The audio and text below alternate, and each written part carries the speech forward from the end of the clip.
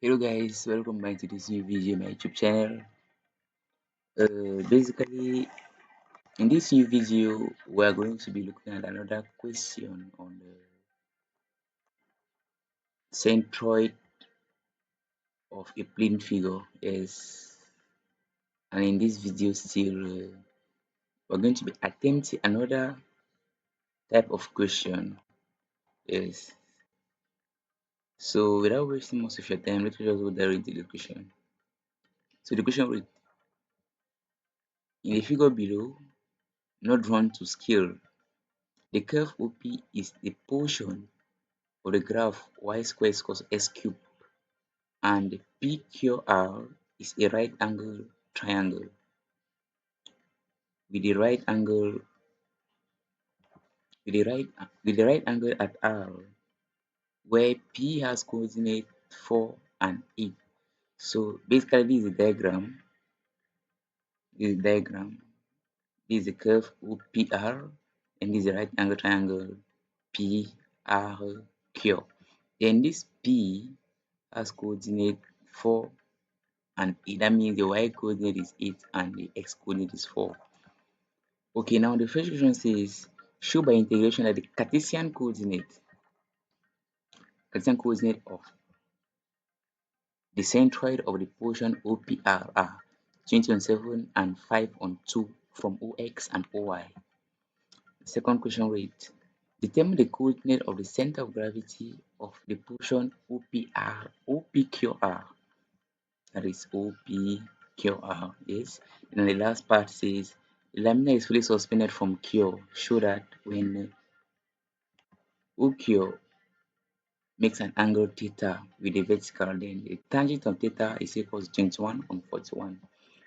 Okay, so we are going to solve this video, and this question, sorry, and I'm going to divide this video into two portions, so that the video shouldn't be too long.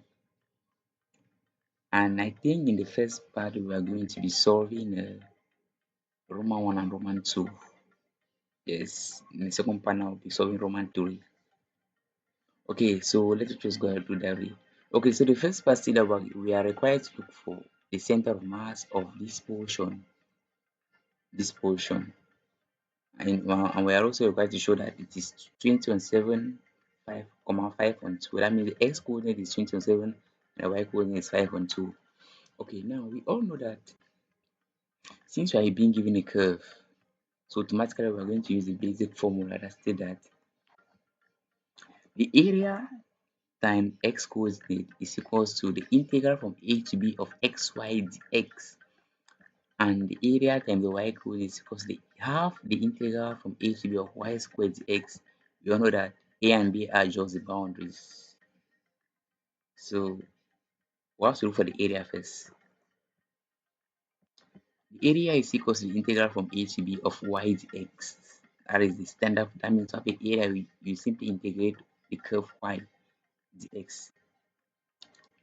Now, in our question, we were given y squared is equals to x cubed, but not y. So, if you take the square root of both sides, you realize that y will be equals to x to the power 3 on 2. Yes, that is x to the power 3 or that is to the power half, because the square root of 3, the square root of x cubed is same as x to the power 3 or that is to the power half, making it 3 on 2. So you can integrate this guy now easily without any problem. So that said, we're going to have the integral from 0 to 4 of x to the power 3 on 2. Now, the reason I'm taking 0 to 4 is because, remember, from our curve, it starts from 0 and it ends at P. And at point P, the x coordinate is 4. So that's why I'm integrating from 0 to 4. So that one is clear. Okay, now, to integrate x to the power 3 on 2, it will simply be 1 divided by 3 on 2 plus 1, and 3 on 2 plus 1 is simply 5 on 2. Then we take 1 divided by 5 on 2, we have 2 on 5, it's going to reverse. Then we're going to have x to the power 5 on 2. That is 3 on 2 plus 1 still. Then the boundary is from 0 to 4. So if you substitute the upper bound, we're going to have 4 raised to the power 5 on 2 minus 0. And this, we are going to have 64 on 5 square unit. So this is the area of the curve, 64 on 5 square unit. So we have gotten the area. So now let us go further to look for the integral from a to b of x, y, dx. The integral from a to b of x, y, dx will simply be the integral from 0 to 4 of x times x to the power 3 on 2. Remember, y was found to be x to the power 3 on 2. Okay, now that said, I'm going to have the integral of x to the power 5 on 2 because this x to the power 1 times x to the power 3 on 2 is simply x to the power 1 plus 3 on 2, that's 5 on 2.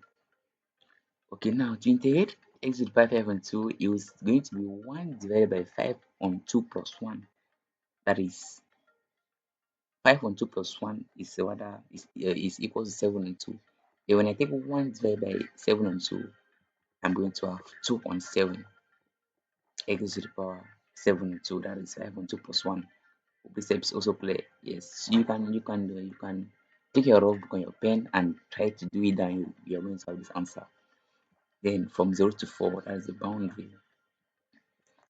And if you substitute everything, that is the upper bound and the lower bound, it's what we're going to have.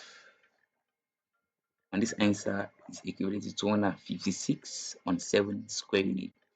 Yes, still square unit because actually when I'm looking for the area of a particular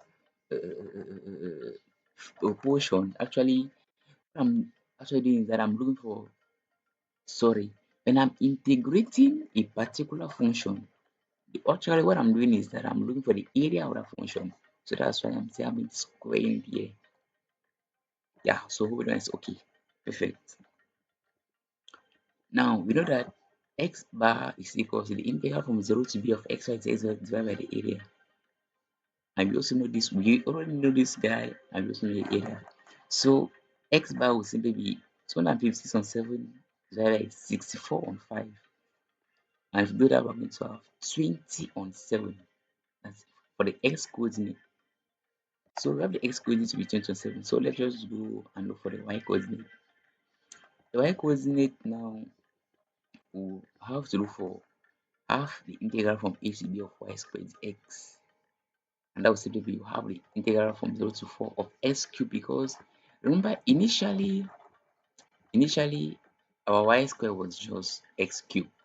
Yes, so not stress to.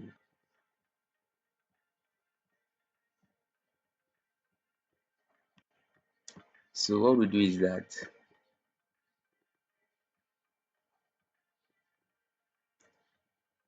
perfect.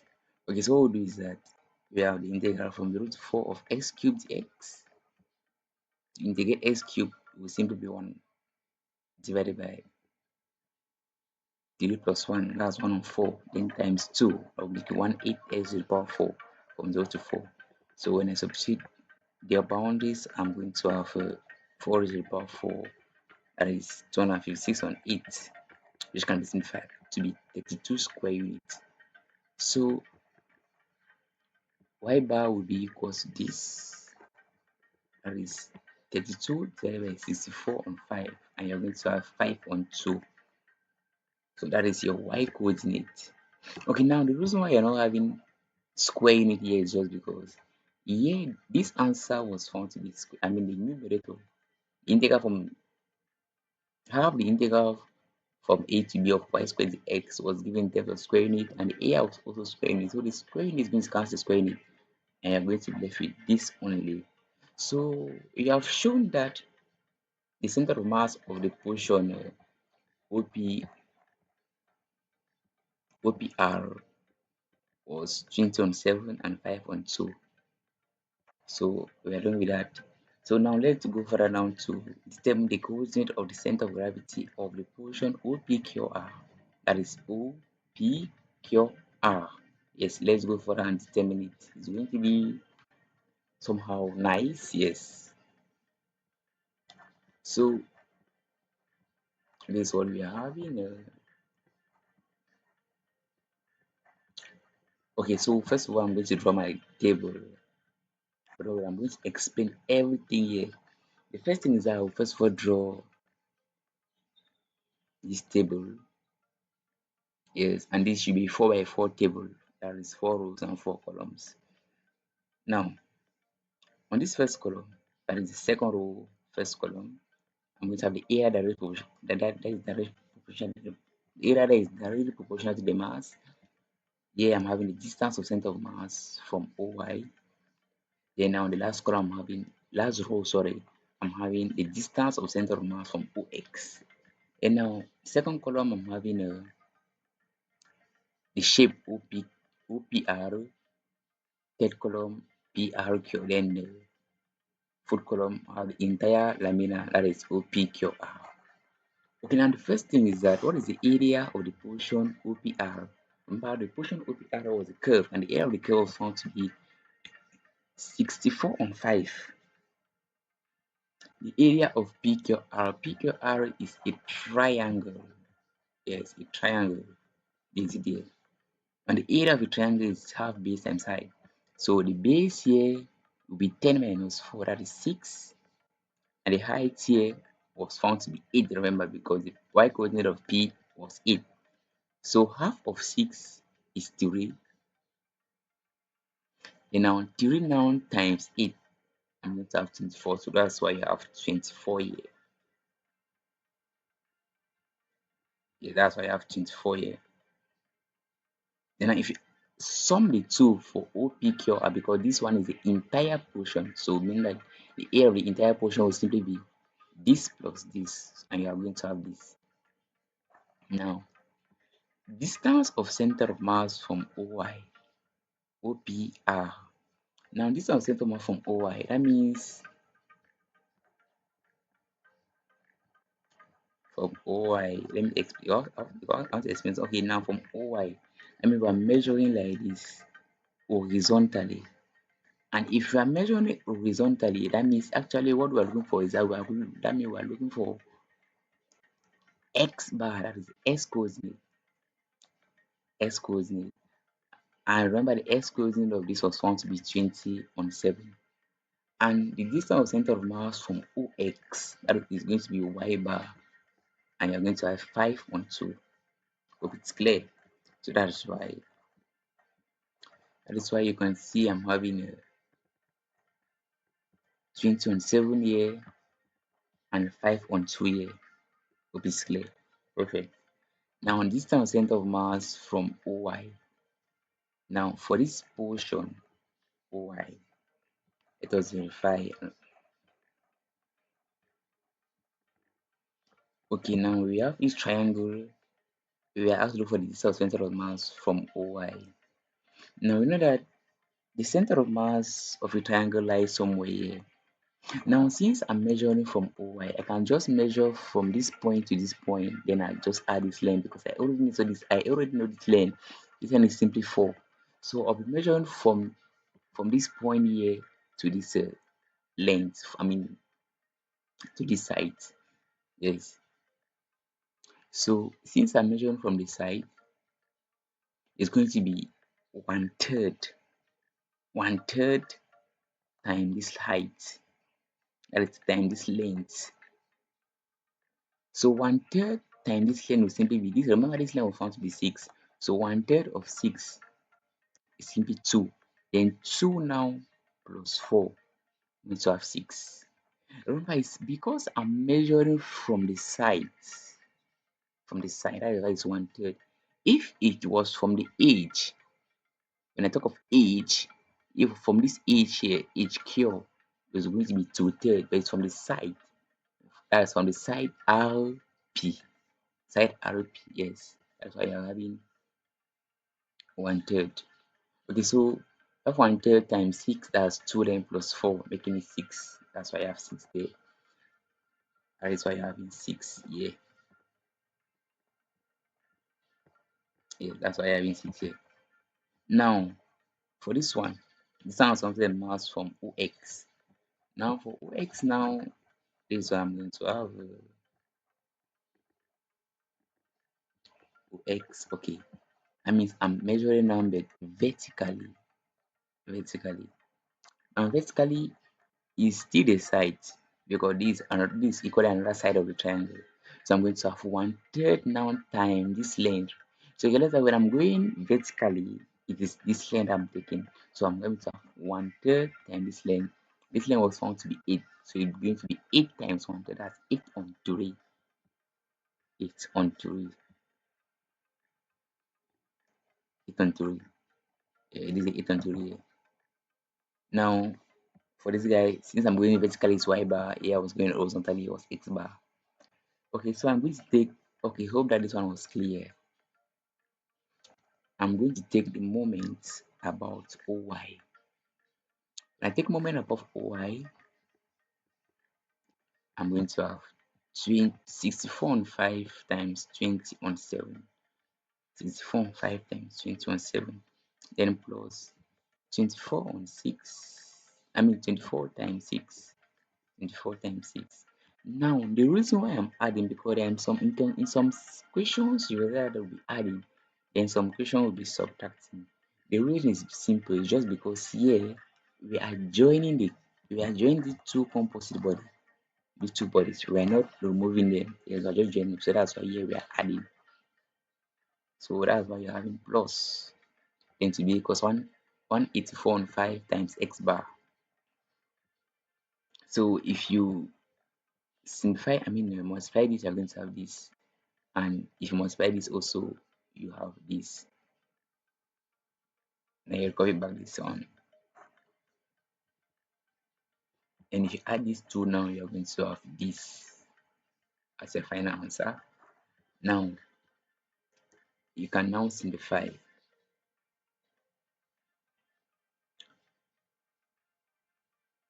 If, yes, to simplify this now, you simply, when you divide this one, you are going to divide this guy by 4, this guy by 4, yes, and you have an answer to simplify. Then, if you cross multiply now, you're going to have 158 times 5 to be equal to 7 times 23. You have this, and at the end of the day, you're going to have your x bar because 790 divided by 161. So basically, that's how x bar was gotten. Now, to have y bar, we are going to take moment about ox. Yes, moment about ox. Please, meaning if you don't know how we left from year to year, what you do is that you will divide little bit later. I mean, you first of all divide by 2. You divide by 2. Where is my calculator? Let me look at my calculator.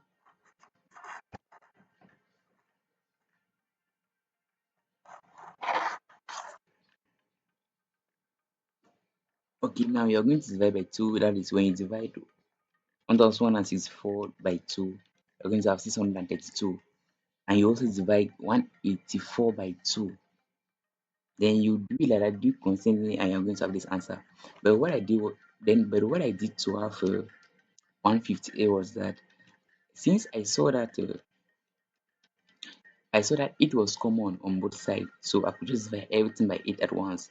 That's why I divided this guy by 8. If you divide this by 8, you're going to have this 158. And if you also divide this guy by 8, you're going to have 23. Yes, so that's how the answer. Now, for me to have the moment about OX, I'm going to do the same thing. That is 64 on 5 times 5 on 2. 64 on 5 times 5 on 2 plus 24 times 8 on 3. 24 times 8 on 3. And now should be equals 184 on 5 times y bar.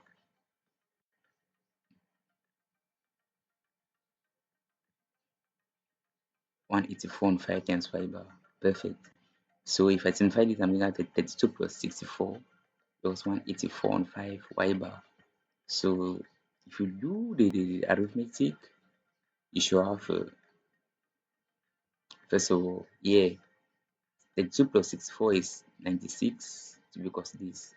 So you cross multiply, you're going to have 596 times 5 to be equals to this. And here we divided all through by, okay, we first start by dividing all through by 2, as I was saying. Yes, to each thing, when you divide by 2, 4 8 is divided by 2, 4 8 is divided by 2, that should be 240. Yes, but what I did was that I just divided all through by 8. Still, same thing, divided all through by 8. If 4 8 divided by 8 is 60, then now 184 divided by 8 is 23. So that at the end of the day, my y bar was input will be 64 on 23. So at the end of the day, your center of mass of that portion would be QR is 790 on 161, 60 on 23. So that was that for the second part of the question. Now, the most interesting part of the question is, that is the last part of the question where we are asked to show that when the lamina is fully suspended from cure, you show that tan theta is equals to 21 on 41. Okay, now we're going to solve this question in our next part. Yes, so stay tuned, guys, and it's going to be okay. See you. Thank you for watching, and see you in my next tutorial. Ciao.